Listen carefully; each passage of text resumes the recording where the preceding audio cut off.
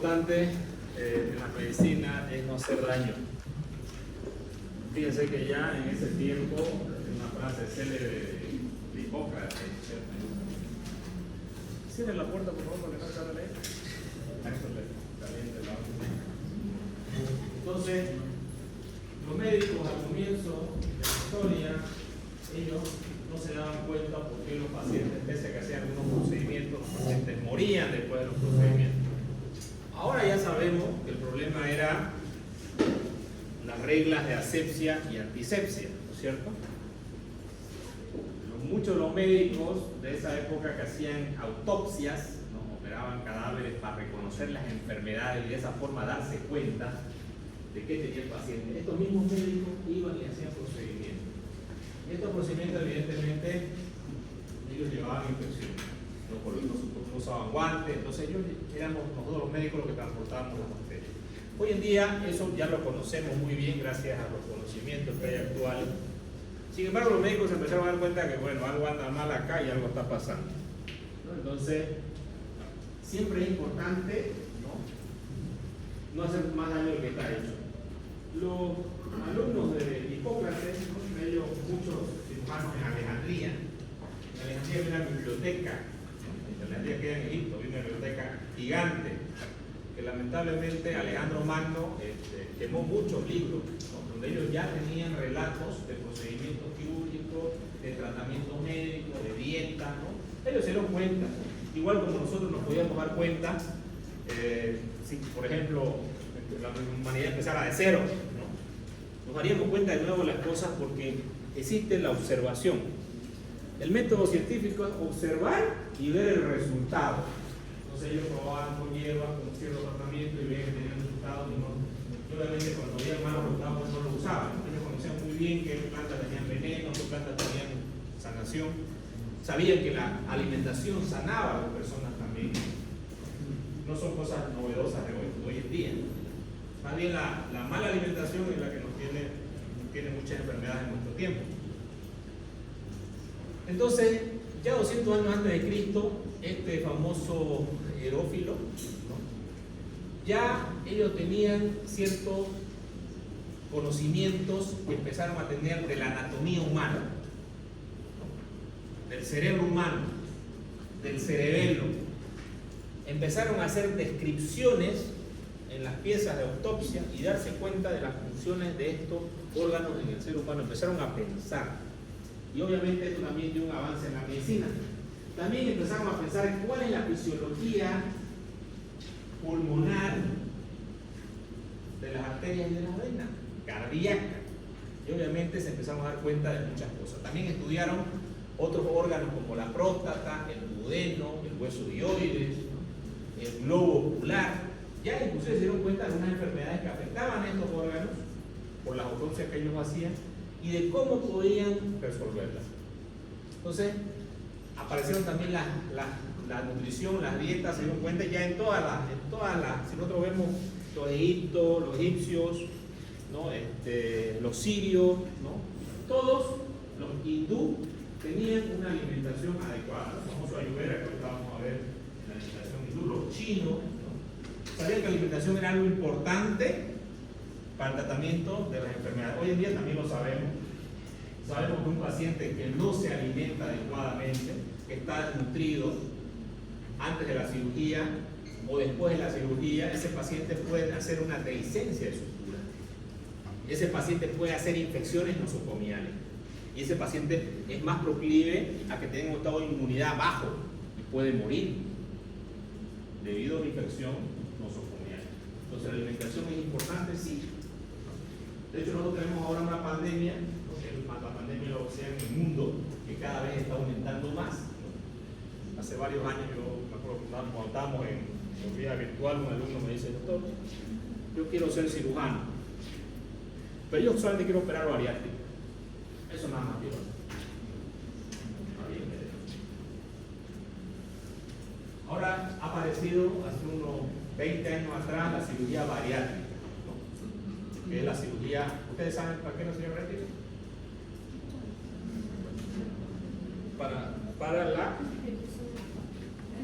Para la obesidad, ¿no? La bariátrica no servía para la obesidad. Pero si ustedes me preguntaban a mí cuando yo era estudiante, ¿qué es la bariátrica? Yo le digo, no sé, digamos. De hecho, cuando era residente, operaron el primer paciente de cirugía bariátrica en el hospital. Y vino el jefe y nos dijo, voy a operar una cirugía bariátrica, y le miramos así, ¿no? ¿Qué es eso, digamos? No se operaban bariátricas. Sin embargo, ahora ustedes tienen el conocimiento, porque hay muchas cirugías bariátricas que se operan hoy en día, ¿no? Sí. Y son las reducciones de estómago, ¿no? Y los bypass, ¿sí? Entonces, ¿por qué hay tanta cirugía bariátrica hoy en día? ¿Por qué hay? Porque la población lo necesita, ¿no es cierto? Tenemos muchos pacientes obesos. De hecho, ustedes se van a dedicar también algunos, ¿no? Se van a dedicar a la parte clínica del manejo de la obesidad y otros se van a dedicar a la parte quirúrgica, porque prácticamente es una rama de la cirugía, porque muchos cirujanos no es una especialidad en realidad, pero un cirujano general puede dedicarse a la cirugía bariátrica cuando hace un pelo va a una pasantía en un hospital un mes o un año, ¿no? Y ahí aprende de cirugía bariátrica, aprende las complicaciones, porque en realidad es un procedimiento quirúrgico, ¿no? Y después empieza a manejar pacientes y bueno, y se va a dedicar a eso probablemente. ¿Será que ese médico que opera cirujanos, hace cirugías bariátricas, puede dedicarse a otro tipo de cirugías? ¿Sí o no? Puede ser un cirujano también de emergencia, por ejemplo. Bueno, si ustedes tienen un plato grande, y su capacidad de ustedes de comer es, por decirle, 200 gramos, y el plato tiene 1000 gramos, ¿no van a poder comer los 1000 o van a poder? No, no es cierto. Entonces, cuando nosotros hablamos también de los tratamientos quirúrgicos, tratamientos médicos, el médico no puede hacer de todo, tiene que ser especialista en algo. ¿Será que todos los médicos pueden dar una docencia, una clase? No. Y no es porque no tengan conocimiento, tienen muy buenos conocimientos, pero transmitir los conocimientos se necesita de una práctica. La práctica nos dice cuál es mi error cuando yo transmito el conocimiento. Lo mismo en la cirugía, ¿no? Yo tengo amigos cirujanos plásticos, conozco muchos cirujanos plásticos, y algunos tienen su día donde el cirujano solamente atiende consultas y no opera. Y él tiene, en la semana opera 5 pacientes. ¿Qué pasa si el cirujano opera 10 pacientes y no opera 5? ¿Qué puede ocurrir?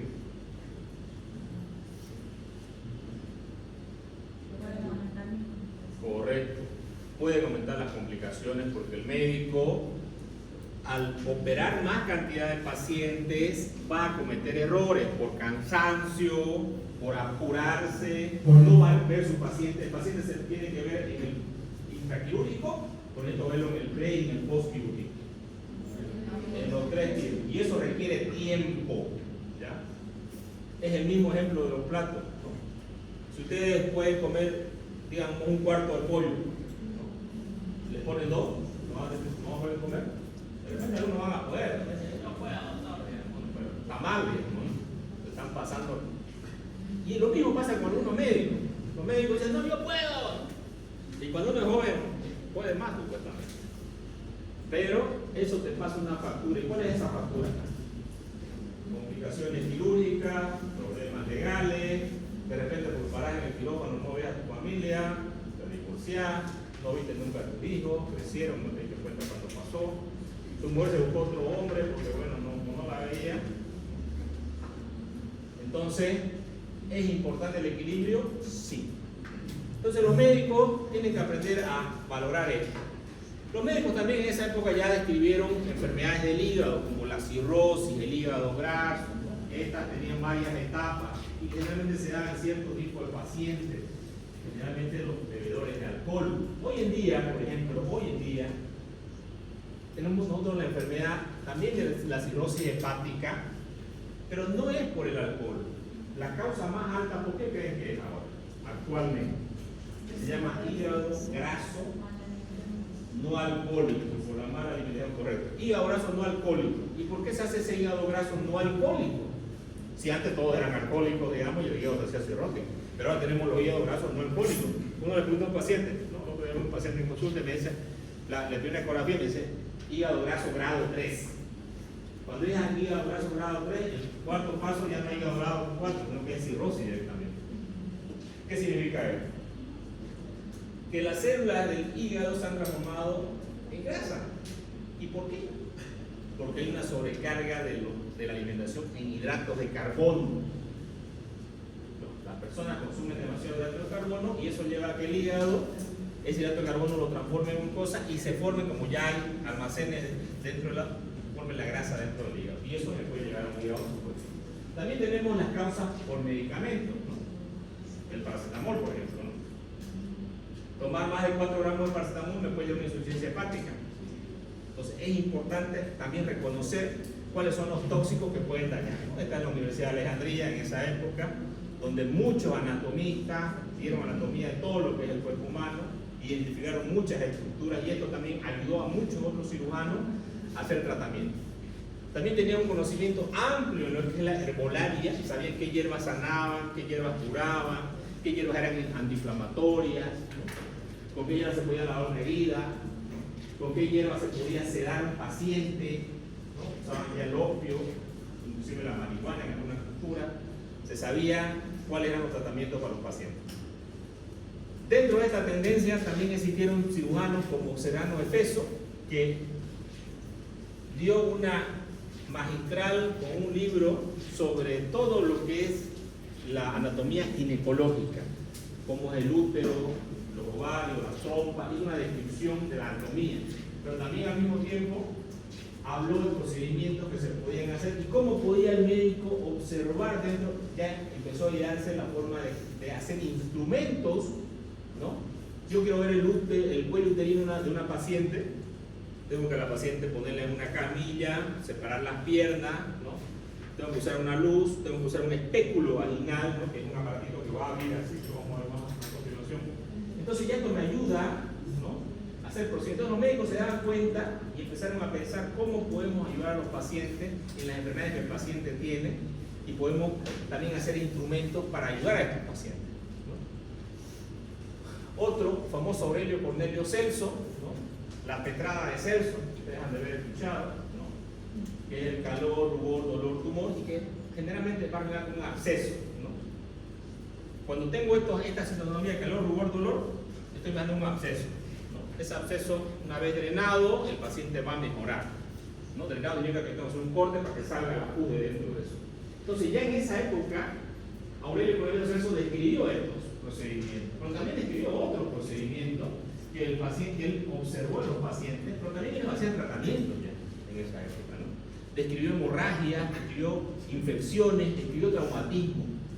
¿Y qué es la descripción? Es la observación y registrar en notas cómo se comportaba el paciente, la sintomatología del paciente. Entonces ya, para esto inclusive ideó hacer paracentesis, ¿no? Que significa colocar una aguja para que drene el líquido ascítico de la cavidad abdominal. ¿Hoy día lo hacemos eso? Sí. ¿Hoy día aplicamos la tetrada de Celso cuando logramos un absceso? Sí. Prácticamente también utilizó, ¿no?, bisturí y pinzas. Ya empezó a idear forceps y sondas, ganchos y cizallas para cortar hueso. Se empezaron a idear que podían haber estos materiales para hacer tratamiento de las enfermedades de los pacientes que tenían estas enfermedades: hemorragia, infección, traumatismo. Se dio cuenta cómo un paciente se comportaba con una erisipela y una gangrena. Con la infección, qué signos aparecían en los pacientes. Y esto era porque los médicos describían.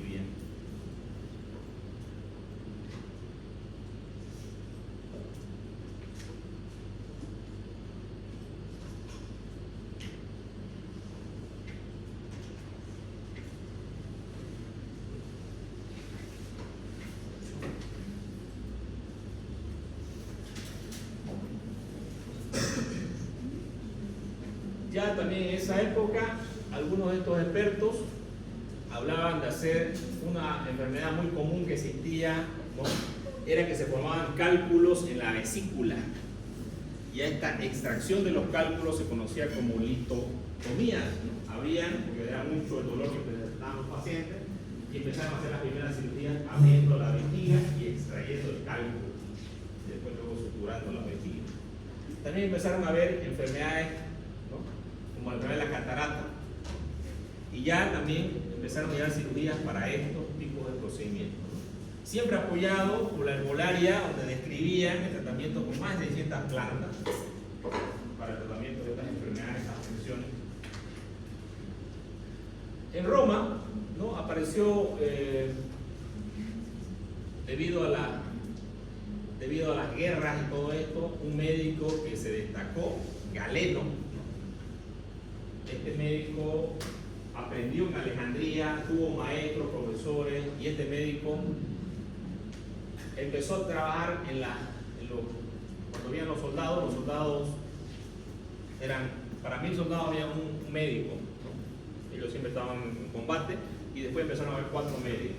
Y estos médicos trataban heridas, ¿no?, cortaduras, ¿no?, todo tipo de enfermedades que el paciente haya tenido. Inclusive Galeno abría el cráneo, los hematomas, ¿no?, para drenar, narcotizaban con opio al paciente o con alcohol para hacer estos procedimientos, ¿no?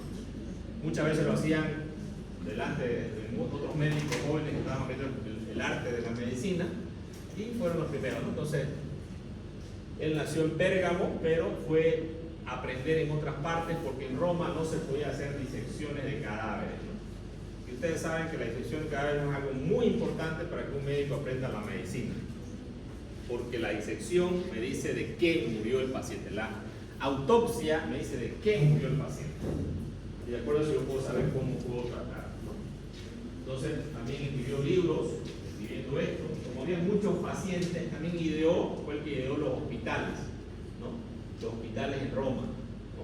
Hospitales eran lugares porque los pacientes se atendían en los campamentos de las guerras, pero en la ciudad donde había muchos pacientes no había un lugar, entonces iban a las casas y en la casa lo trataban y lo dejaban ahí, venían a verlo una vez al día, ¿no?, cuando podían. Sin embargo, él fue el que ideó el primer hospital. Y fue famoso porque inclusive fue médico del emperador, ¿no? Aquí está un cónsul de esa época que enfermó de malaria. La malaria es una enfermedad que generalmente el que se enfermaba se moría, no había una cura en esa época. Sin embargo, él había experimentado con hierba, como había viajado a otras partes, y sí lo pudo curar a este diputado. Gracias a que curó a este diputado, obviamente ahí va la fama, ¿no? ¿Cuál es la fama del que tiene el médico? Su paciente, o es TikTok, o es Facebook o Instagram. La fama del médico son sus pacientes, porque los pacientes son explotados del trabajo del médico. Si el paciente va bien y es una enfermedad que nadie la pudiera curar, esa es una gran propaganda para el médico, porque no todos los médicos son iguales, y ahí se ve la eficacia de un médico, ¿no? Entonces, el este diputado, ya Marco Aurelio, que era el emperador de esa época, ¿no?, lo agarró como su médico personal, ¿no? Y obviamente él fue escalando, ¿no?, en la jerarquía, ¿no?, social en esa época. Entonces Marco Aurelio fue el médico de Marco Aurelio. También fue del hijo, Comodo. Galeno, en su práctica médica, ¿no?, tratando en una camilla a un paciente, observándolo, usando hierba, usando tratamientos, ¿no? Ellos tenían, ¿no?, varias pociones que ya ellos de hierbas, ellos usaban a los pacientes, ¿no? Ellos tenían que ir con hierbas, entonces tenían que tener si ustedes quieren, no como nosotros tenemos nuestra farmacia, ¿no?, mandamos a farmacora al paciente, ¿no?, o tenemos un stock de medicamentos, ellos tenían que tener su stock de medicamentos. Ya aquí en las batallas, en las guerras, ¿no?, habían soldados, para cada 1000 soldados había un médico, luego ya empezaron a haber 4, ¿no? Estas eran las primeras camas que había en los campos de batalla, ¿no? Obviamente había muchos heridos. Entonces los médicos adquirían gran experiencia, ¿no? El médico militar era un médico muy reconocido en esta época porque era un médico que tenía mucha experiencia en los tratamientos, de atender múltiples heridas en todas partes del cuerpo, cabeza, cuello, abdomen, piernas, extremidades, ¿no? Y obviamente había muchos pacientes que morían también.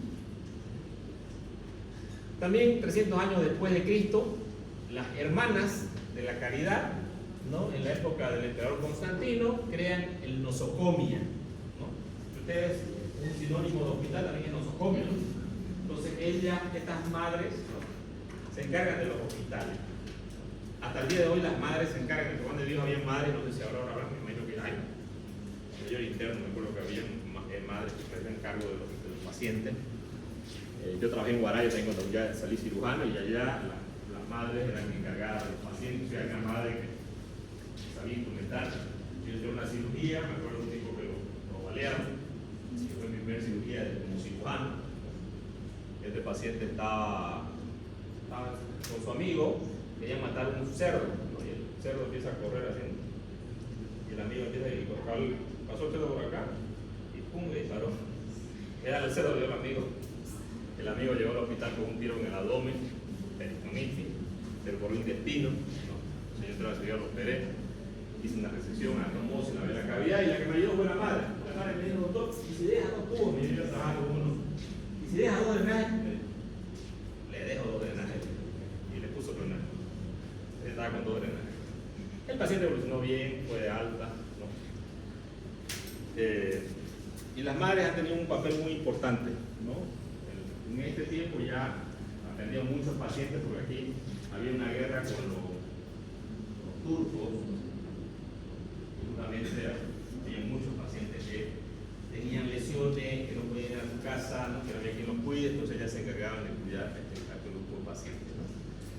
Ya también la cirugía en la India, hay un escrito, ¿no?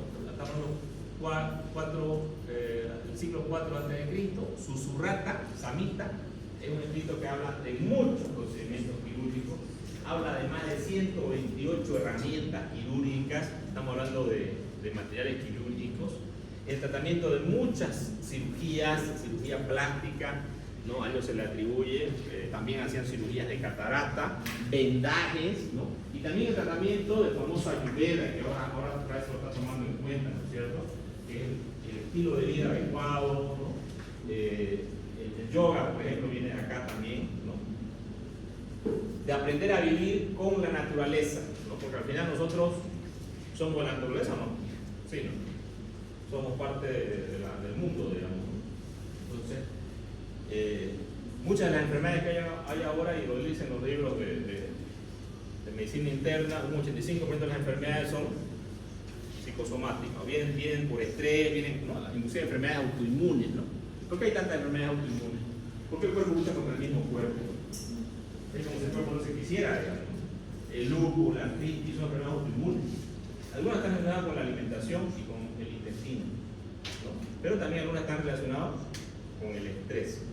Entonces, ellos ya se dieron cuenta en ese tiempo. Aquí están los materiales que ellos usaban, fíjense. Tenían casi muchas de las pinzas que ustedes van a utilizar en una cirugía, agujas, ¿no? Tijeras, ¿no? Material para cortar, material para separar, ¿no? Espéculos para observar dentro de cavidades como la nariz, por ejemplo, ¿no? El recto, ¿no? Entonces, ya ellos idearon estos materiales, ¿no? Y ya hacían muchos procedimientos que ahora como legrados, punciones, drenajes, extracciones, ¿no? Ya tenían varios tratamientos. Lo que ellos no hacían tampoco es prohibido en su cultura la autopsia. Entonces, la autopsia no la podían hacer porque era... Aquí tenemos un espéculo, por ejemplo, ¿no? Que lo colocamos dentro de la vagina para poder ver el cuello uterino o ver una cavidad. Un espéculo parecido es el del recto, también un espéculo nasal, para la boca también existen abreboca, ¿no? Que nos ayudan a observar dentro de las cavidades, ¿no? La cirugía en el Bizancio, donde había muchas heridas por flechas, ¿no? Aprendieron a curar este tipo de heridas, ¿no? También fundaron hospitales en este lugar. Tenemos también que ya en la cirugía árabe, ¿no? El famoso Avicena, ¿no? Que también ellos no podían hacer autopsia, pero ya inclusive hicieron la primera traqueotomía con colocar con una cánula de bambú, y hacían cirugías de catarata, ¿no?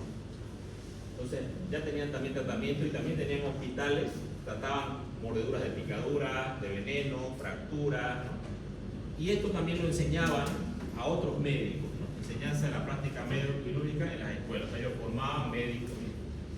La primera traqueotomía ellos lo hicieron con una caña de bambú seca. Aquí tenemos un eminente médico hindú que está haciendo el procedimiento. Aquí tenemos a Ulasi, un cirujano árabe, que este cirujano también se le atribuye muchas cirugías, principalmente de ojo y otro tipo de cirugía, hacían tratamientos exitosos en los pacientes, ¿no? Operaban cataratas. Aquí está el hospital donde enseñaban, tenían pacientes internados y y enseñaban a otros médicos jóvenes el tratamiento. Los pacientes nosotros lo vamos a aprender, ¿no? Y aquí están los materiales que ellos también tenían para el procedimiento en base. Moisés Maimónides nació en el año 1135, ¿no? Y él trabajó en Córdoba, España. Y este médico era un médico que hacía una oración al empezar el día, pidiendo a Dios que le dé sabiduría y que le dé una mano firme para poder atender bien a sus pacientes y poder tener resultados adecuados con sus pacientes, ¿no? Y esta oración la hacía todos los días. Es parecido al juramento hipocrático, se llama oración de Maimónides, ¿no? Entonces, este médico era muy bueno, con muy buenos resultados, ¿no? En esa época en España. Tenemos el otro médico, Averroes, ¿no? Este médico es un médico que también tenía una doctrina filosófica, ¿no? Donde ellos, bueno, no se podían meter con la religión, porque meterse con la religión era como hablar contra el Papa, y el Papa era alguna cosa bastante, algunos dichos que ellos dijeron, ¿no? Entonces, este fue perseguido también por los cristianos, ¿no? Por sus comentarios. Tiene cuidado con lo que habla. Acá en la cirugía precolombina, está hablando de nuestro continente, ¿no? Ya se hacían tratamientos de suturaban con el cabello, ¿no? Cabello, hacían suturas, usaban ciertas raíces como el peyote para producir una narcolepsia, ¿no? Sedarlo al paciente y poder hacer procedimientos quirúrgicos, procedimientos obstétricos, hacer flebotomías, ¿no? Algunas versiones intrauterinas también podemos ver con estas hierbas, con estos narcóticos podían sedar a los pacientes, ¿no? Ya esto en México, donde también se trataban, ya apareció la medicina obstétrica, ¿no? Que atendían esto. Los médicos de esa época eran los famosos chamanes, ¿no? Eran médicos brujos, pero que tenían conocimiento de la herbolaria y también de procedimientos quirúrgicos como las enfermedades y cómo podían tratar. Entonces ellos usaban mucho lo que son las hierbas, usaban estos bisturís que son de obsidiana, ¿no? La obsidiana es una piedra volcánica que es bastante fina. Inclusive más un bisturí de obsidiana es más fino que un bisturí de acero que nosotros tenemos en nuestro tiempo. Entonces ellos usaban esto.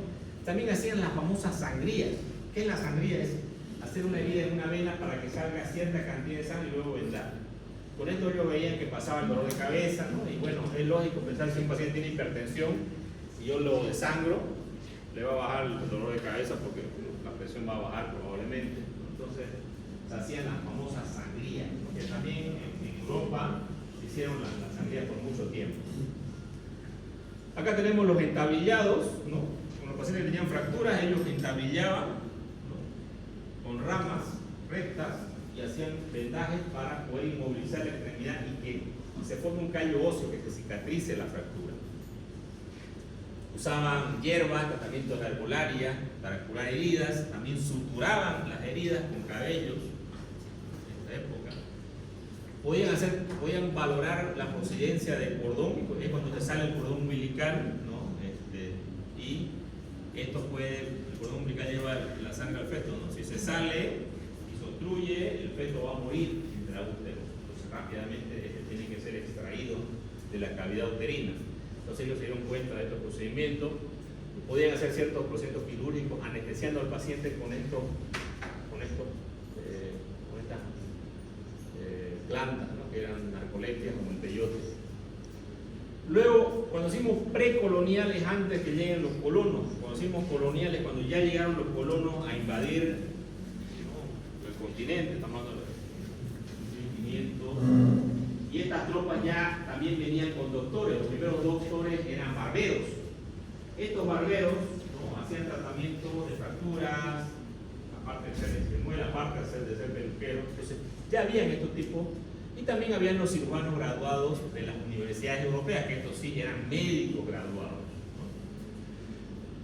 Ya estos médicos llegaron acá, ya hacían tratamiento de lesiones de hueso, amputaciones, ¿no? Ya se formó un hospital para el tratamiento de estos pacientes, de las heridas, ¿no? Aquí en la evolución, cómo fue de 1136 hasta 1646, el apogeo del tratamiento de las enfermedades. Obviamente los médicos, mientras más enfermedades tratamos, fueron formando otros médicos para el tratamiento de estas enfermedades en México. Aquí en 1719 ya el Virrey Valero estableció el internado de 2 años del Hospital de Jesús. Ya había internado en esa época en México para formar médicos. En 1762 se funda la Real Escuela de Cirugía, ya empezaron a formar cirujanos, ya soltamos una residencia médica, ¿no? En 1779 se practica la primera cesárea post-mortem en Santa Lara, California. Y obviamente, ¿por qué hacemos una cesárea en un paciente que murió? ¿No? Para que el cirujano aprenda la técnica quirúrgica, ¿no? La técnica experimental es la que hace que el cirujano aprenda. El doctor Francisco Hernández realiza la primera sinfisiotomía antes del ISPER en México, ya se hacía lavado de manos y el área postoperatoria de blanco quirúrgico. Y en este tiempo, este médico, porque los médicos podemos darnos cuenta de cuál es el error. Eso se llama juicio, criterio, darse cuenta. ¿Ya? ¿Sí? ¿Perdón? Cortar la síntesis del pubis. Cuando un feto se quedaba trancado ahí, podía morir la madre y el feto, ¿no? Entonces, sínfisis, cuando es tomía, significa corte. Entonces cortaban para poder extraer el feto del útero. Y por eso es un procedimiento que no cualquiera lo haría. De hecho, los médicos, cuando se arrancaba el feto ahí, el paciente moría, ¿no? Y son situaciones de verdadera emergencia, digamos, donde el médico tiene que actuar. En esta fase, el médico quiere extraer el feto por arriba, pero no puede extraerlo, porque ya está trancado abajo. Y tampoco puede verlo por abajo, porque está en el anillo de la pelvis, de un feto grande. O sea, la única forma de salvar a los dos, tanto feto como madre, es abrir la sínfisis del pubis, ¿no? Entonces este médico se dio cuenta del problema, porque los médicos nos damos cuenta del problema, y hizo la primera sinfisiotomía. El doctor Luis Hidalgo en 1814 ya describió la podredumbre. ¿Qué significa la podredumbre? ¿No? Pacientes que llegaban infectados y hedían un olor nauseabundo. Cuando yo iba a estudiar medicina, mi mamá me dijo: vos no vas a poder estudiar medicina porque vos sos asqueroso. Y era verdad. Cualquier cosa que yo quiero que olía me da ganas de vomitar. Y cuando Tess me dijo de médico, vas a ver unos olores que son muy desagradables. Bueno, y tenía razón. O sea, los olores sí son muy desagradables, ¿no? Por ejemplo, una peritonitis. Un paciente que tiene un pie diabético gangrenado. El otro día entramos con un paciente que tiene un infarto mesentérico, está podrido el intestino por dentro. Es un olor nauseabundo. Pero obviamente, como todo en la vida, uno empieza, no es que tenga el estómago de viejo, ¿no? Por si acaso. Uno empieza a adaptarse, ¿sí? Nos adaptamos. Todos podemos nacer médicos o nacer cirujanos, ¿sí o no? O nos adaptamos. El ser humano se adapta. Ustedes se adaptan, ¿no? Cuando empezaron a estudiar el colegio, del colegio a la universidad, hay una adaptación en el primer año, aprender otros términos, aprender otras cosas. Entonces nos vamos adaptando con el transcurso de la vida. Y siempre que huelo ese olor, me acuerdo de mi mamá que tenía algo, pero bueno, yo no vomito ni me da náusea cuando huelo ese olor, porque ya me adapté. ¿No es cierto? Me adapté. Y obviamente, ya van a oler, no se preocupen. Dentro de poco. Bueno, ya en 1978 ya se hizo una técnica y educación en cirugía para enseñar a los médicos a operar, ¿no? Es algo importante que el médico tiene que saber. Y esto cada vez va avanzando más, ¿no? Donde ya inclusive se formaron enfermeras para el tratamiento, también ayudar a los médicos en los hospitales, en la atención de los pacientes, ¿no? Ya también en esta época también aparece la Santa Inquisición, ¿no es cierto? Donde obviamente en esa época hay que tener cuidado con el derecho de los pacientes, porque muchos pacientes decían que el tratamiento era brujería, ¿no? Y lo quemaban al que trataba a los pacientes. Entonces no se podían hacer en el tiempo no se podían hacer autopsias, ¿no? Que era algo muy, muy problemático, ¿no? Bueno, esto es lo de médico también que va avanzando en la historia, ¿no? donde ya también se hacen otro tipo de cirugías más avanzadas, ¿no? Los médicos empiezan a tener más experiencia, ¿no? Ya se forman hasta el 6º año de medicina, ¿no? Y ya también, ya en el 6º año hacen el internado, parecido a lo que ustedes hacen acá, ¿no? Y los médicos se van formando cada vez, médicos muy destacados, como Ignacio Sánchez, ¿no? Estos fueron maestros de ese tiempo, donde enseñaron a otros médicos la cirugía y el arte de la medicina. Y también tuvieron avances en la obstetricia, ¿no? Ya llegaron el preoperatorio, el postoperatorio, ¿no? Hacían tratamiento de esto y también empezaron a ver cómo podían haber especialidades para formar enfermeras, ¿no? Se formó la Escuela de Enfermería, la primera que fue en 1928, que contó con 381 enfermeras. ¿Las enfermeras son importantes para los médicos o no? Sí, muy importantes. Nosotros los médicos trabajamos con un equipo. Yo cuando entro a un quirófano a hacer una cirugía, tengo el instrumentista, tengo la circulante, está el primer ayudante, está el segundo ayudante, está el anestesiólogo. Y esas personas son muy importantes. Somos un equipo. Y ese equipo tiene que, si somos equipo de fútbol, ¿a dónde pateamos? Al arco contrario, ¿no? Pateamos nuestro arco. Pateamos el partido. Entonces, nunca hay que olvidarse del trabajo en equipo. Pero resulta que yo no me llevo bien con el anestesiólogo, me van a pegarle, digamos. ¿Está bien? Me tengo que olvidar de mí, ¿no? De repente la enfermera no me cae bien porque es una gorda, ¿está bien? Yo tengo que olvidarme de todo, yo tengo que llevar en paz todo, ¿no? Porque somos un equipo. ¿Qué pasa cuando un equipo empiezan a haber rencillas? ¿El equipo gana o pierde? Pierde. ¿Y cuál es el resultado de una cirugía? El paciente. Entonces el final que pierde es el paciente. Una enfermera que no cuente bien las compresas, ¿qué puede suceder? Se queda una compresa dentro de una cavidad. ¿Culpa de quién? Del cirujano. Si el paciente muere por una que no pudo intubar el anestesiólogo al paciente, ¿culpa de quién? Del cirujano, porque el cirujano es el jefe del equipo. El jefe. El paciente, cuando va a operarse una cirugía, ¿en quién confía? ¿En el cirujano, en el anestesiólogo, en el instrumentista? ¿En quién confía? Él confía en todos, pero el cirujano es el jefe del equipo. Y cuando hay un problema de cualquiera de las otras áreas, el cirujano tiene la culpa.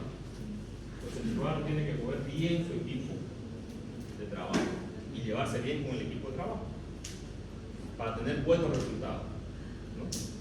Entonces esto es muy importante, ¿no? Las enfermeras son súper importantes para la atención de los pacientes, no podemos llevarnos bien. Las enfermeras no son inferiores a nosotros. Este es un error. Las enfermeras son igual que nosotros. Nunca debemos menospreciar a la enfermera. Una enfermera que se la agarre con un médico puede hacer que el médico cometa errores. Yo conozco un hospital que fue a hacer una auditoría que me hablaron. Había un problema legal con un paciente, un niño que murió. Después que una enfermera le puso algo. Pero la enfermera cambió todo. La enfermera cambió la evolución. Pero no contaban con un médico que sacó fotos a la historia.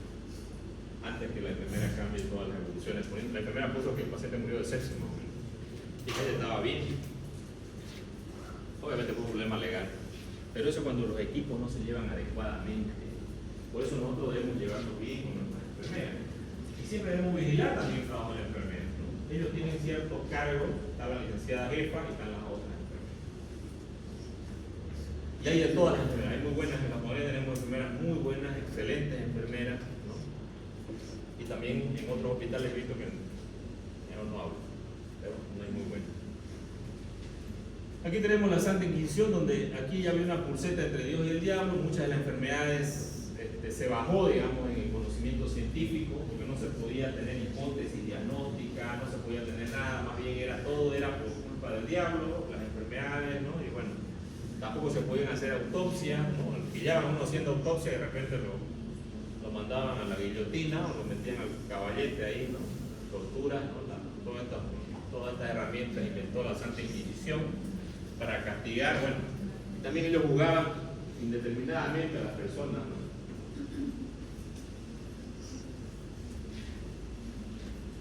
Aquí este médico, Pablo de Esquina, trató la lepra, hizo los leprosarios, ¿no?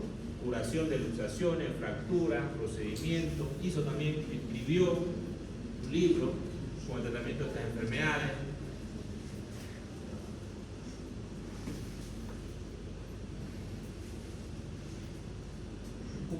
hubieron otros médicos en París, ¿no?, que desarrollaron también la medicina y también empezaron a avanzar leyendo los textos de otros médicos que habían escrito de la medicina en ese tiempo y también empezaron a hacer tratamientos. Aquí uno de los hospitales que se crearon en Francia en esa época, que también fue gracias a las madres, hasta el día de hoy sigue este hospital. Esta es una foto actual, Hotel Dieu, que era un hotel y lo hicieron hospital para la atención de pacientes, donde ya aquí se hacían tratamientos, digamos, se empezó a hacer tratamientos como intubar el esófago para poder alimentar a un paciente que tiene cáncer, por ejemplo, ¿no? También se hicieron preparaciones craneales, ¿no? Ya empezó otra vez a avanzar la medicina. En el tiempo del renacimiento del oscurantismo, ¿no?, se bajó porque no se podía hacer la Inquisición, no se podía hacer nada porque si hacías algo te quemaban, digamos, ¿no? En el siglo XIV, ¿no?, ya también en París, el cirujano Mondeville, 1260-1320, curación de las heridas. En ese tiempo ellos no tenían antiséptico, entonces usaban el vino fuerte, que era un vino que tenía más alcohol. Ellos no sabían cómo, pero ya habían experimentado con muchas cosas y se dieron cuenta que el vino fuerte curaba mejor las heridas, ¿no? Y obviamente era porque tenía alcohol. Y lo calentaban también, ¿no? Al ser ácido el vino también tiene propiedades curativas, ¿no?, que sí curaba. Entonces se empezaron a dar cuenta de todo este procedimiento, ¿no? Los primeros procedimientos que se hacían, lo hacían así, digamos, ¿no?, con la ropa en la calle, ¿no?, sin guantes, con mucha gente que estaba mirando todo alrededor, y ellos iban aprendiendo, también iban hablando bien o mal de acuerdo a los pacientes cómo salían, ¿no? Ya en este tiempo, en 1300, 1770, ya un cirujano dijo, ¿no?, una famosa palabra, ¿no? El cirujano debe ser cuidadoso con los enfermos, benévolo, compasivo y no extorsionador de dinero, ¿no? Porque obviamente había médicos que se aprovechaban, así como ahora, ¿no? Hay médicos extorsionadores, ¿no?, como en todas las profesiones, ¿no? Hay gente que hace las cosas mal. Entonces este médico fue Wu Chulai, no se olviden, en 1300-1370. Hay cosas que uno tiene que quedarse con estos conceptos para siempre, ¿no? Porque la vida te va a servir no ser un extorsionador de dinero. Y no digo que no cobren, hay que cobrar. Hay que cobrar lo que es correcto. Tampoco voy a operar a un paciente que no necesita la cirugía porque yo necesite tener dinero, ¿no? Eso es algo que no debo hacerlo nunca, es correcto. Entonces aparecieron otros cirujanos, ¿no?, que estos cirujanos fueron también experimentando con cirugía y haciendo cirugías más especializadas, ¿no? Extracciones, aquí están los barberos que hacían extracciones de muelas, tratamiento de fracturas, pero también allí habían cirujanos que aprendieron la cirugía y la anatomía, habían cirugías de hernia, cirugías de hemangioma, ¿no?, que empezaron a operar a los pacientes, no usaban anestesia, ¿no? Entonces, drenaje de abscesos, ¿no?, sangría, ¿no? Esto también hacen ahora por ahí, ¿no? Ventosas. La ciudad del Renacimiento, aquí 1492, Leonardo da Vinci, Buonarroti, ¿no?, que es el famoso pintor Miguel Ángel Buonarroti, que ha pintado la Capilla Sixtina, ¿no? Estos dos grandes filósofos de la época eran unos grandes anatomistas y también avanzaron mucho en la anatomía porque ellos hacían disecciones de cadáveres, veces que los podían matar, hacían a escondidas las disecciones de cadáveres, y eso se ve en sus hermosos dibujos que ellos tienen de anatomía, ¿no?, que describieron muy bien la anatomía. Y gracias a esto muchos médicos empezaron a hacer tratamientos quirúrgicos. La descripción de la anatomía es la que nos ayuda a hacer tratamientos quirúrgicos, ¿no? Aquí tenemos el David, ¿no?, donde se ve la anatomía completa del ser humano, donde sus facciones, inclusive, ¿no?, la cadera superior, ¿no?, el conducto inguinal, ¿no?, la rodilla, ¿no? Ya esta es una descripción de una estatua, pero con una anatomía bastante, muy clara, ¿no? Apareció una descripción mucho mejor, ¿no?, de un médico, Andrés Vesalio, que escribe un libro que se llama Humani Corpus Fabrica, donde en este libro él relata casi todos los tendones del cuerpo humano. Este es el libro, ¿no?, con las disecciones, cómo funcionan los tendones, describe los palmares, los plantares, el cuerpo humano, cómo funciona casi todo, ¿no?, en 1500, Andrés Vesalio, ¿no?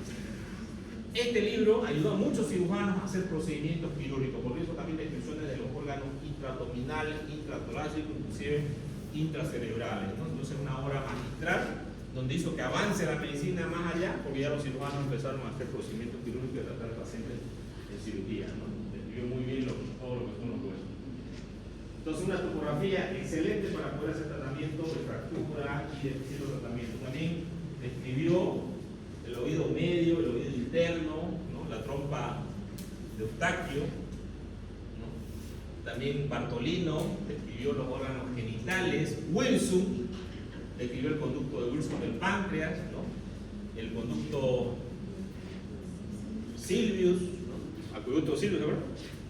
¿O no te acuerdas? Anatomía. Acueducto de Silvius. La cisterna, ¿no es cierto?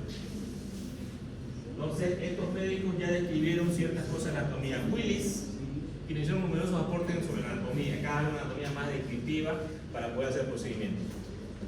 Una cosa importante es que los médicos nos demos cuenta de algunas cosas como para extraer un órgano, el apéndice, la vesícula, el vaso, pero también los médicos en la historia empezaron a ayudarse de otras personas como Leeuwenhoek, que fue el primero que usó microscopios para ver los famosos animalecus que él habló en esa época.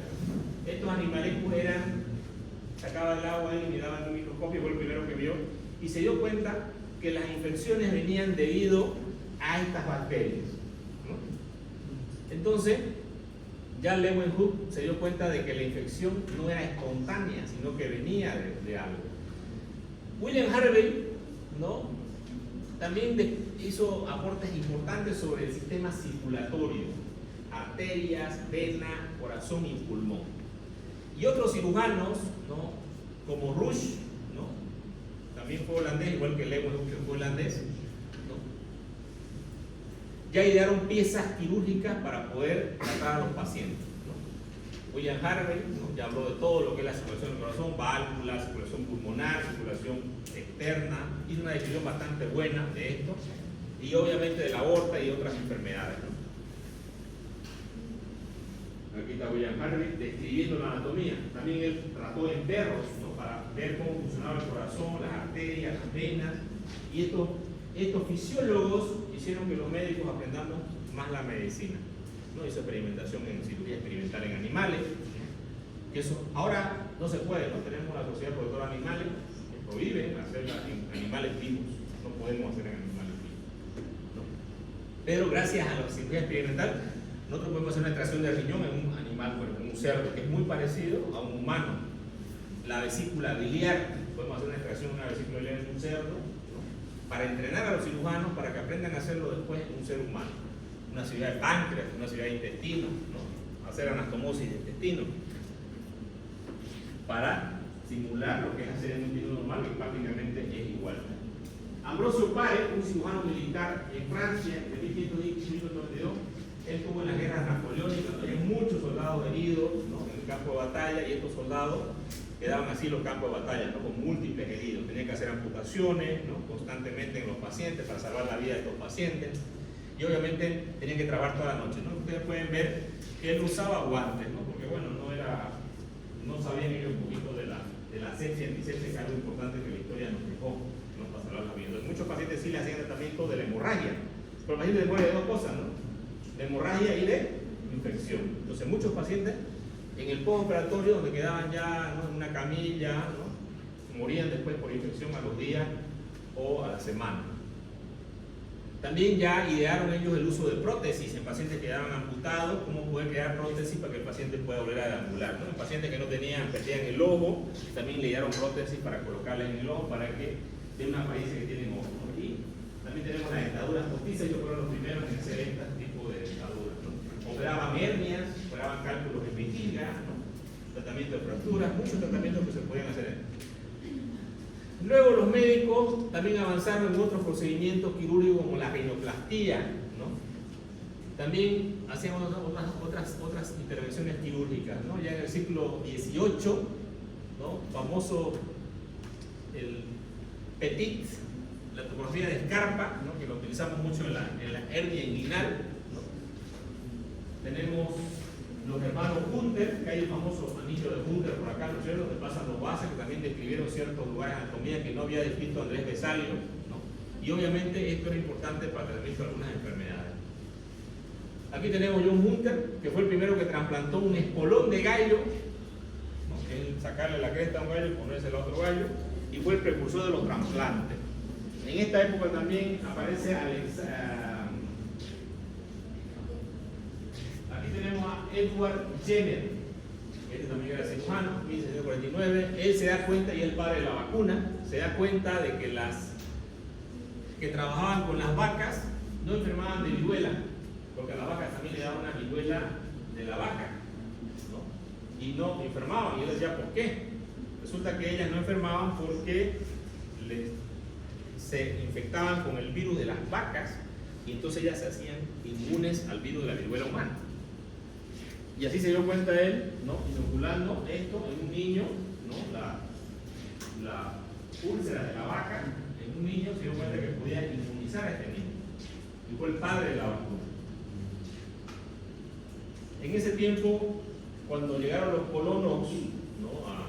al Nuevo Mundo, la viruela mató a nuestra población de todo Sudamérica, porque vino. Y para tratar la viruela, que quedó muchos años, se llevaban a los niños que estaban inmunizados, ¿no? Porque ellos eran las vacunas prácticamente humanas, donde se hace una pequeña función en el ganglio linfático, e inoculaban, ¿no? a las personas que iban a vacunar. Entonces, las primeras vacunas fueron humanas. ¿No lo sabían? Las primeras ambulancias, ¿no? Se diseñaron a partir de caballo, de la época también de Larrey, un cirujano que amputaba bastante, donde se hacían estas ambulancias de caballo para transportar a los pacientes de la guerra, ¿no? a un hospital de campaña. Y obviamente ahora tenemos las ambulancias Catalina de Fusión, ¿no? Esto era un campo de batalla donde había muchas personas que estaban heridas, ¿no? Entonces, rescatar a estos de ese lugar, ¿no? Entonces, las guerras han ayudado a que los médicos aprendamos el arte de la medicina, el arte de los tratamientos, ¿no? Hablamos del siglo XIX, donde hablamos de los primeros procesos quirúrgicos que ya se hacían en Estados Unidos, ¿no? Por ejemplo, McDowell les trajo un éxito, un quiste gigante, ¿no? Cuando McDowell les trajo este quiste gigante, la paciente gritaba de dolor, y al hacer la cirugía, mucha gente del pueblo estaba alrededor de su casa. Y si McDowell salía con la paciente muerta, probablemente iban a quemar su casa, ¿no? McDowell salió con el quiste de ovario en las manos y con la paciente viva, que vivió 8 años más. Y obviamente estos cirujanos, uno ya está loco de pasar esta cirugía, ¿no? Se lo van a quemar, mejor que no me quemen, digamos. Sin embargo, esa es la pasión por el tratamiento quirúrgico. También hubo otros cirujanos como Nelaton, tenemos la famosa sonda de Nelaton, que es una sonda Foley, Belteo, que tenemos el separador de Belteo, que ellos idearon cómo podemos tener los tiempos quirúrgicos de separación en el abdomen, sondas, el ruso Pirogov. ¿Se acuerdan del ángulo venoso de Pirogov? El ángulo venoso de Pirogov, ¿no? También Dupuytren, ¿no? Hay un signo que es el signo de Dupuytren, ¿no? También cirugías experimentales, se introdujo el método de la anatomía patológica, ¿no? Anatomoclínico. ¿Qué significa esto? Los pacientes en una época morían por una enfermedad del costado, decían, ¿no? Empezaba a dolerle acá, le dolía la parte derecha, el paciente se tornaba sudoroso, no quería comer, a los días se ponía taquicárdico, taquineico, fiebre alta, después se deprimía, y luego moría. ¿De qué moría el paciente? De una apendicitis aguda que se perforó, ¿no es cierto? Entonces no se sabía de qué, y las primeras autopsias se hicieron al paciente, donde se determinó la anatomía clínica y de qué moría el paciente, se pudieron saber que sí se podía sacar este órgano y salvar al paciente, ¿no? Entonces, toda cirugía que yo extraigo, una vesícula, el colon, el vaso, cualquier órgano en un paciente, esto tiene que ir a anatomía patológica porque es el diagnóstico final, ¿ya? Nosotros en la medicina tenemos lo subjetivo y lo objetivo, ¿no? Yo hago un examen físico a un paciente, ¿es objetivo o subjetivo? ¿Objetivo? ¿Cómo puedo demostrar que es objetivo? Porque para que sea objetivo tengo que demostrarlo. ¿Cómo lo puedo demostrar? ¿Será que yo hago un examen físico, ella hace un examen físico, ella hace un examen físico a un paciente, y podemos tener varias probabilidades de diagnóstico, cada uno de nosotros? El paciente me dice, me duele acá. ¿Es objetivo o subjetivo? Subjetivo. Yo no lo puedo demostrar. No tengo una prueba. ¿O tengo? ¿Del examen físico tengo una prueba? ¿Cuál prueba? En la historia clínica noto, ¿no? El paciente le duele el abdomen, tiene ruido de oídos ausente. Quizás es una prueba hasta cierto grado. Pero un estudio de imagen, un estudio histológico, ¿es una prueba? Entonces, usted operó un apéndice y no lo mandó a una unidad patológica. ¿Por qué no lo mandó? Porque usted se saltó lo que debía siempre hacer. Siempre toda pieza va a la unidad patológica. Y el paciente después vuelve a los 6 meses con un cáncer. Y le dice, doctor, ¿dónde está mi patología que usted me pidió? Ah, no le pedí, va a disculpar. Y ya cuando le hacen la patología es un cáncer que está avanzado y el paciente se murió. ¿Culpa de quién es? Del médico, correcto. Es culpa del médico, porque el médico se saltó el protocolo. Pero que, es que no lo vi con cara de cáncer. Por eso usamos el microscopio, porque jamás vamos a poder ver con los ojos. Y esto sirve para descartar procesos malignos que tenga un paciente, para confirmarlo y para hacer un tratamiento. Por eso que la biopsia y el estudio patológico son importantes, jóvenes, no se olviden nunca. Y esto ya cuando nosotros hablamos de esto, hablamos de la medicina moderna. Algo que evolucionó en la cirugía también fue el tratamiento de la anestesia. Los pacientes no se hacían anestesia, usaban ciertos medicamentos, ciertas hierbas para narcotizarlos, o alcohol, pero no había. Entonces empezaron a usar el alcohol y el opio al comienzo, en otras partes el peyote, en otras partes el hachís en la China, ¿no? Y todas estas cosas empezaron a, bueno, la dosis no se la daban bien, pues, ¿no? O lo hacían adictos también, ¿no? Pero ya en Estados Unidos, en 1776, se empezó a usar el óxido nitroso, porque observaron que el óxido nitroso producía risa, ¿no? El gas hilarante, ¿no? Empezaban a reír, y un médico se dio cuenta en un circo, porque en el circo lo usaban para que la gente ría, se dio cuenta que una persona tenía una herida, y esa persona tenía una herida, no le dolía. Entonces él experimentó, era un odontólogo que empezó a experimentar en su consultorio con sus pacientes, y se dio cuenta que puede hacer unas expresiones sin dolor en los pacientes. Y quiso hacer una prueba, ¿no? Quiso hacer una prueba pública, ¿no? Y lo hizo en el hospital de Boston. Lamentablemente hicieron una cirugía y el paciente le dolió, pero el problema fue que el paciente era demasiado obeso y la dosis que calculó el médico no fue la adecuada, ¿no? Y gracias también a algunos químicos que idearon también otro cambio en el óxido nitroso, ¿no? Para cambiar esta molécula, pudieron mejorar este tipo de anestésico, ¿no? Entonces el paciente, cuando hicieron la representación, el paciente le dolió. Entonces muchos médicos hablaron, no, eso no sirve, digamos, estás inventando aquí la pólvora, no sirve. Y otros, digamos, quedaron un poco decir, bueno, algo pasó, ¿no? Bueno. Entonces siempre hay escepticismo. Pero el alumno de este médico, que fue Morton, fue discípulo, ¿no? de Wells, que Wells fue el primero, ¿no? Morton, siguió experimentando y ya con la ayuda de los químicos identificó el éter clorhídrico, ¿no? y el éter sulfúrico. Y se dio cuenta que podía hacer una anestesia. Y invitó a un cirujano a que haga una cirugía, Colin Warren, hizo una resección de un hemangioma en el cuello. Y también lo hizo en el hospital de Massachusetts, para que todo el mundo lo vea en 1946. Extirparon este hemangioma con total éxito, que no le dolió nada. Por eso, por la persistencia que tuvo, porque otro no haya tenido la persistencia, ¿no? O haya tenido. ¿Qué es la persistencia? Es continuar buscando un objetivo. Continuar buscando un objetivo. Entonces, él continuó, empezó a estudiar más y dijo, sí, esto puede funcionar. Entonces los médicos somos creativos, buscamos soluciones. Y gracias a esto, Morton es el padre de la anestesia. Porque es la primera anestesia reportada en un hospital y publicada en una revista médica, ¿no? Aquí está el procedimiento. Entonces todo lo que nosotros hacemos y se reporta en una revista médica, ¿no? es un tratamiento científico. Y en esa época ya se reportó este procedimiento. Acá tenemos que obviamente se empezó a estudiar más esto porque podían haber también cosas que pasaban, que el paciente deprima, ¿no? Y bueno, ya los procedimientos empezaron a hacerse más procedimientos quirúrgicos, inclusive de abdomen, pero los pacientes se morían después de la cirugía por septicemia, debido a que todavía no estaban bien claras las medidas de higiene que tenía que tener el médico. Todavía no sabían, ¿no? Entonces aquí es donde se empezaron a dar cuenta de que los médicos entraban con la ropa de calle a hacer una cirugía de un paciente, o a veces hacían una necropsia por otro lado, y venían y traían bacterias y contaminaban más bien al paciente. no se daban cuenta. Y fue que un grupo de, aquí tenemos otros cirujanos que están haciendo cirugía sin guantes, la cirugía, ¿no? Pero a lo de ahora que nosotros tenemos, ¿no?, todas las barreras, guantes estériles, mandil estéril, campos estéril, ambiente estéril, ¿no?, monitorización adecuada del paciente constantemente para hacer una cirugía adecuada, buena luz, todo eso cambió. ¿Qué cambió en la historia? Las medidas de asepsia y antisepsia. ¿Qué cambió en la historia? El médico tenía que tener cuidado de no contaminar e infectar al paciente, pero también al mismo tiempo protegerse él. Entonces muchos cirujanos empezaron a adoptar esto, pero otros no.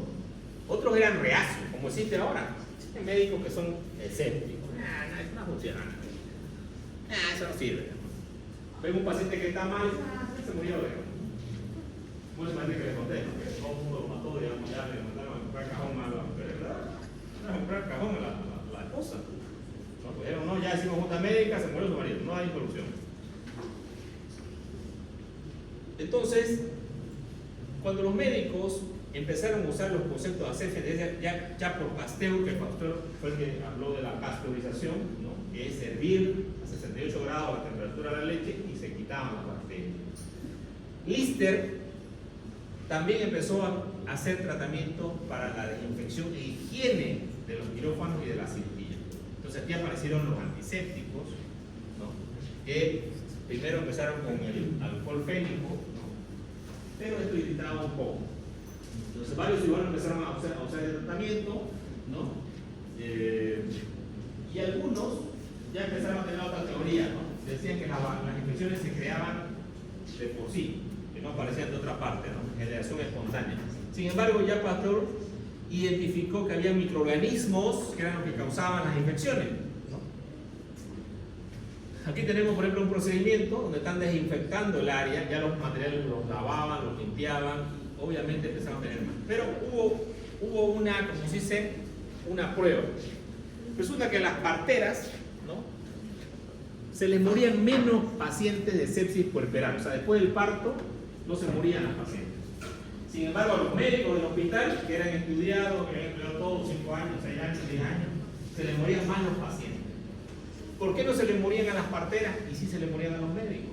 Las parteras tenían conocimiento empírico de la medicina, pero los médicos tenían un conocimiento supuestamente científico. Pero se dieron cuenta que las parteras, todos los materiales que usaban, siempre los pasaban por agua hervida, se lavaban las manos. Sin embargo, los médicos no. Y los médicos hacían autopsias y se iban después de la autopsia a hacer la cirugía. Entonces, se dieron cuenta que las parteras tenían una higiene. Se dieron cuenta de esa higiene, era importante para que no aparezcan infecciones puerperales. Entonces, adoptando lo que ellos observaron, fueron mejorando sus estadísticas de muerte de los pacientes, ¿no?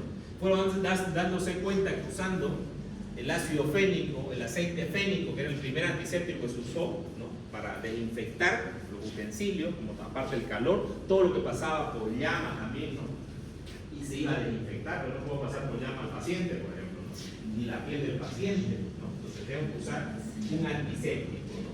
Entonces, lo primero que usaron fue el ácido fénico y el aceite fénico, ¿no? Aquí está Joseph Lister tratando un paciente hospitalizado, ¿no?, lavando una herida, limpiando una herida, pero los médicos observaban y se dieron cuenta de que existían sustancias que podían desinfectar al paciente. Entonces empezaron a usar vendajes en los pacientes para cubrir las heridas de las bacterias que puedan agredirnos, usar ambientes estériles, usar batas, gorro, barbijo. Y el guante apareció gracias a William Hansel, 1985, un cirujano de Estados Unidos, que tenía su novia que era la instrumentista y su novia le daba alergia en las manitas. Entonces él, por el 14 de febrero, le regaló unos guantes, que hasta el día de hoy los sigue usando, ¿no? Bueno, que los usamos todos. Pero él hizo el guante de látex para ayudar a su novia que era la enfermedad, un guante de caucho. Pero este guante se podía esterilizar. Y gracias a esto también hasta el día de hoy nosotros usamos este guante. Entonces apareció lo que es la antisepsia, ¿no?, y la sepsia. ¿Ya? Estos conceptos son claros. Luego otro cirujano en Suiza, ¿no?, aquí tenemos el famoso Teodoro Billroth, hizo la cirugía de estómago, la extracción del estómago, ¿no?, la Billroth 1, Billroth 2, que es extraer parte del estómago por el humor, y anatomizar el intestino o el duodeno, ¿no? Esta es una cirugía grande, donde ya también ellos dicen palabras célebres. Por ejemplo, nadie se animaba a hacer este tipo de cirugía, pero alguien tiene que hacerlo, ¿no? ¿Han visto la película Vivens? Lo que caen ¿no la han visto? Lo que caen allá en los Andes, un avión de estudiantes. ¿Avión? ¿Por qué sobreviven estos estudiantes? ¿Por qué sobreviven? Por la persistencia de uno, ¿o no? Porque ese que se fue a buscar porque ya lo dieron por muerto, nadie lo venía a buscar, pero uno dijo, no, vamos a vivir, digamos. Y ese se fue a buscar y cuando se fue, fracasó y volvió. Pero salí todo de nuevo con carne, bueno, humana nomás, tuvo que ser charque de los mismos amigos que estaban ahí. Y se fue y logró llegar. Si no había llegado, ¿será que el otro moría? Moría. Entonces ellos se adaptaron, porque todos eran estudiantes. El que estaba viendo medicina tuvo que atender a los pacientes que habían ahí o no. Con los pocos conocidos tuvo que adaptarse. Entonces los cirujanos, ¿no?, de esa época, él pensaba que sí se podía tratar un tumor de estómago, pero los demás cirujanos decían que no. Y él hizo una técnica que hasta el día de hoy se la usa, ¿no? Y formó también otros cirujanos en la técnica de Pirlo 1 y Pirlo 2 para el cáncer de estómago, que hasta el día de hoy se aplica aquí. Está el doctor Halsted, ¿no?, en Berna, Suiza, en 1911, viendo cómo se hace una cirugía de estómago para aplicarla en los Estados Unidos. William Halsted es el que se conoce como el padre de la residencia médica en cirugía. Gracias a este médico, él instauró para que los cirujanos se formen en todo lo que es Norteamérica hacia todo el continente, ¿no? Entonces, hubieron otros grandes fisiólogos, Klaus Bernhard Horner, que era el famoso signo de Horner, ¿no?, que luego cuando tiene un tumor uno de la punta del, ¿no?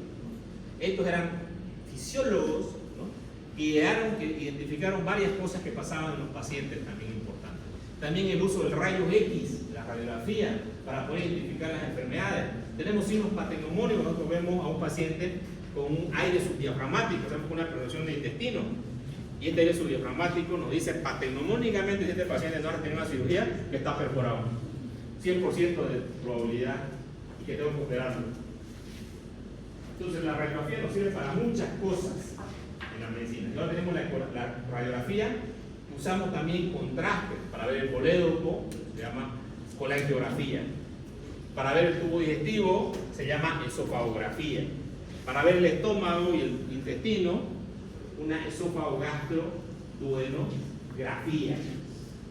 Entonces los métodos radiográficos también ayudaron mucho al avance de la medicina en el diagnóstico y también en valorar al paciente. También aparecieron los materiales quirúrgicos, ¿no? Aquí tenemos el famoso separador de finoquieto. Este sirve para separar las costillas. Yo puedo ser el mejor cirujano, ya se abre el tórax, pero yo tengo un finoquieto, no voy a poder parar la sangre que está dentro del corazón sangrando. ¿Por qué? Porque no hay nadie que pueda separar tan fuerte las costillas como lo haría un separador automático. Aquí tenemos un fresador que es para hacer trepanaciones en el cráneo, que podemos hacer manual. También tenemos eléctricos. Y todos estos materiales quirúrgicos son para salvar a los pacientes. Y los médicos fueron los que crearon estos materiales quirúrgicos en su cirugía para poder ayudar a los pacientes y poder salvarlos. Tenemos ya los quirófanos, que son altamente desinfectados. Tenemos el personal que se encarga de la desinfección de los quirófanos. Tenemos también el sistema. ¿Será que de emergencia sigue habiendo ahora o ya no hay? Sigue habiendo y va a seguir habiendo. Y el médico tiene que estar finalizado también en la emergencia, ¿no? En Francia apareció el famoso triage, ¿no?, que decían triaje, que es la selección de pacientes graves y severos para atenderlos, ¿no? Atiendo al que está más grave, cerca de la muerte, lo voy a atender primero. Y al que tiene un dolor leve o una dolor de apendicitis aguda, tengo un herido de bala que está sangrando, que está choqueando, y tengo un paciente con apendicitis aguda. ¿A quién atiendo primero? ¿Al que pague más? No. Al baleado, correcto, porque está con un shock. Pero si es un baleado que no tiene un shock, pues le cuento una. Le cuento una. Estábamos en el hotel japonés, yo era residente y resulta que un tipo lo estaban asaltando con la pistola aquí. Y él pasaba por el hospital. El tipo le dijo, vamos, no allá atrás del parque industrial. Y el tipo dijo, vio el japonés, el chofer, y dijo, prefiero que me disparen acá, ¿no?, que me disparen por allá por un lote, ¿no? Y agarró y ¡pum!, se chocó ahí en el hospital. ¿No? Y salió el maleante a carrera por allá. y estaban los taxistas ahí. Imagínense los taxistas, a un taxista ya lo quisieron asaltar, los taxistas empezaron a correr, otro fue con su auto. Y ahí le dice, bueno, agárrenlo a ese maleante, ¿no? Y sale un flaquingo ahí de una chopería que había más allá. Que lo que viene el otro lo quiere patear, lo que le va pateando, ¡ping!, le disparan las piernas. Y cae ahí al suelo, con su tiro en la pierna. Y luego estaba yendo más allá el maleante, y viene uno y ¡pum!, lo alza. Cae. Vienen todos los taxistas que vienen corriendo. Todos hacen a patada, maleante. Bueno, los dos llegan al hospital. El maleante que estaba en estado de coma, todo pegado por todos lados, y el que quiso pararlo con sus heridas en la bala. Aquí vamos a tener nosotros. ¿Quién es más grave? El maleante, ¿no es cierto? Entonces nosotros agarramos el maleante, nos subimos a quirófano. Tenía trauma de cráneo, tenía trauma de abdomen, tenía trauma de riñón, trauma de todos lados. Paramos la hemorragia, pasamos a terapia intensiva, murió como que a los 2 días, ¿no? Igual vino el neuro, pero la gente, ¿qué dijo? Mire cómo estos médicos atienden al maleante y no lo atienden aquí al héroe, aquí quiso aquí, ¿no? Sería una herida, no tenía ni sangrado, su herida en la bala, digamos, o sea, no era. Entonces yo tengo que tratar más grave, ¿no? Entonces eso yo no puedo dejar, digamos. Y alguien dice, no, porque es maleante, no lo atiendo. Bueno, aunque sea maleante, mi trabajo, ¿cuál es? Salvar la vida de una persona. Yo estoy en la emergencia, no importa si es mi enemigo, el que venga, yo tengo que salvarlo, ¿no? Así venga Evo Morales ahí y tengo que salvarlo, que no quiera. Porque es mi deber como médico, ¿no es cierto? Un ratito, ya vamos a acabar. Se idearon otros aparatos también, como el GOSET, el FISNET, ¿no? Separadores. Se creó los 3 tiempos de la cirugía: el preoperatorio, el transoperatorio y el posoperatorio, que los 3 tiempos son importantes. Si ustedes no tienen un paciente en el preoperatorio, llevan un paciente mal al operatorio. Si ustedes en el posoperatorio no ven a su paciente, el paciente se desequilibra y se puede morir. Entonces son cosas importantes. ¿Qué será eso? ¿Una hernia gigante o normal? Gigante, ¿no? Fíjense ustedes, ¿será que yo puedo llevar todo este contenido dentro de la abdomen? Fíjense aquí una tomografía. ¿Qué pasaría si yo llevo todo este contenido? Imagínense que esto es como esto más o menos, ¿no? Y yo no tengo contenido dentro de la abdomen. ¿Qué va a pasar? Va a haber un aumento de la presión, ¿no? Y ese aumento de la presión va a comprimir mi aorta y mi cava, mi diafragma, y me va a producir lo que se llama el síndrome compartimental abdominal, y el paciente puede morir por el síndrome compartimental abdominal. ¿Lo opero o no lo opero? Bueno, yo lo operé por el abdomen, pero le hice incisiones de descarga, ¿no? Y ahí está la cirugía de la hernia. Lo vigilé 2 días, el paciente muy bien, fue a su casa. ¿Pero por qué lo operé? Un mismo paciente con este mismo tamaño de hernia, una residente me dice, doctor, voy a operar a este paciente, una residente de 3 años. No, está feliz, es una hernia gigante. Y yo le digo, no lo opere. Y usted me dirá, ¿por qué usted lo operó a él? ¿Por qué dice que no lo opera al otro? El otro paciente era un paciente que era obeso. En cambio, este paciente que entonces la cavidad abdominal puede ampliarse en condiciones de carga. En cambio, en el obeso ya tiene una presión intraabdominal. Entonces, el paciente hizo su compartimental del otro y murió. Entonces, yo tengo que medir la presión intraabdominal después del postquirúrgico. Si yo solamente me dedico a meter la hernia y suturar y no vigilo el postoperatorio, el paciente muere. Entonces, es importante vigilar el paciente en el postoperatorio. Aquí tenemos un paciente con un trauma hepático. Quiero que vean esto. Un paciente que cae de 3 metros contra el piso, se golpea, ¿no? Y hay una lesión en el hígado. Aquí estamos viendo el tórax más. Esta es la segunda cirugía. Fíjense la lesión acá. Este paciente ya viene entrado 2 veces los cirujanos, otros cirujanos que me llaman esta tercera para que les ayude. Y aquí está el corazón, ¿no? Abrimos el tórax más para poder abordar bien, el diafragma está acá abajo y está en la región posterior. Aquí está la lesión esa. Ahorita no sangra porque estoy con una maniobra de Pringle, pero había un sangrado allá en la parte de abajo y era de la suprahepática que sangraba. hice una clipadura así como la que ustedes están aprendiendo a hacer y ligué. Y con una sola ligadura se solucionó el problema. Un paciente que iba a morir, ya no. Esa es la maniobra de Pringle. El pedículo porto hepático lo estoy agarrando con la pinza.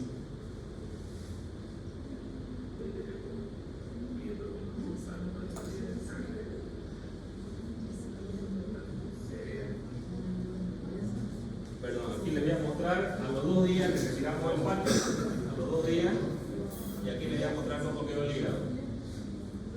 Y van a creer que es otro paciente, pero es el mismo paciente. Estamos sacando las compresas, después de haber colocado Furicel. Fíjense el hígado, el aspecto que tiene. El hígado tiene una propiedad muy importante, ¿cuál es? Regeneración. ¿No? Entonces estamos sacando la compresa y en el lugar donde tenía la herida, fíjense, no hay ninguna herida ya, prácticamente ha cicatrizado. Ahí está el lóbulo derecho, ¿no? Donde estaba la herida allá atrás. Ahí está la herida, y ya no, ahí está cicatrizada, 2 días después.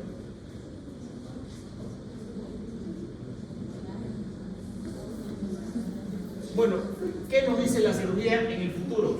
Los procedimientos cada vez son más seguros para los pacientes, la anestesia es más segura, los resultados son más seguros porque tenemos más estudios, es más fácil el diagnóstico, es más fácil el centro postoperatorio, cometemos menos errores los médicos, se evalúan mejor, entonces los sistemas han mejorado para la atención de los pacientes y para que tengamos buenos resultados.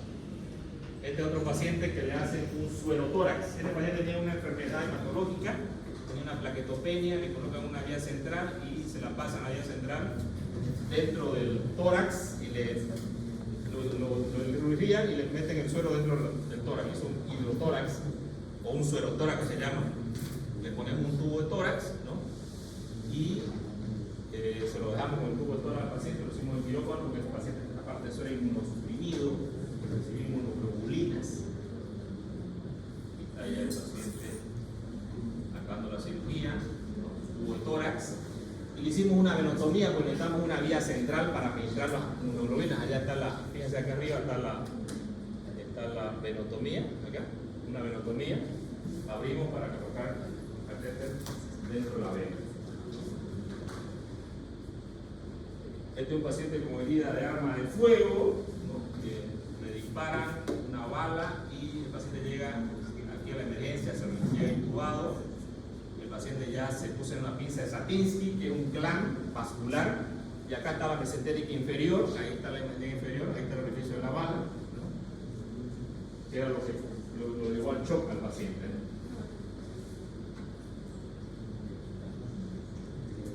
¿no? Otro paciente, este paciente le estaba manejando un camión y saltó de un asiento al otro y se metió el desarmador, ¿no?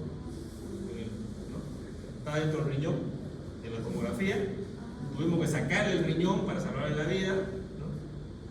Y esta es una cirugía laparoscópica de emergencia que hicimos un paciente que tenía un trauma abdominal de más de 24 horas, ¿no? Pero después de que no estaba choqueado, que tenía coágulos dentro de la cavidad abdominal. Ah, no, esta es una peritonitis. Esta es una paciente que no sabía si tenía, qué diagnóstico tenía, y para explorar el abdomen y estar seguro que tenía, ustedes pueden ver pus acá, ¿no es cierto? Entonces tuvimos que ver una peritonitis y después decidimos operar a la paciente,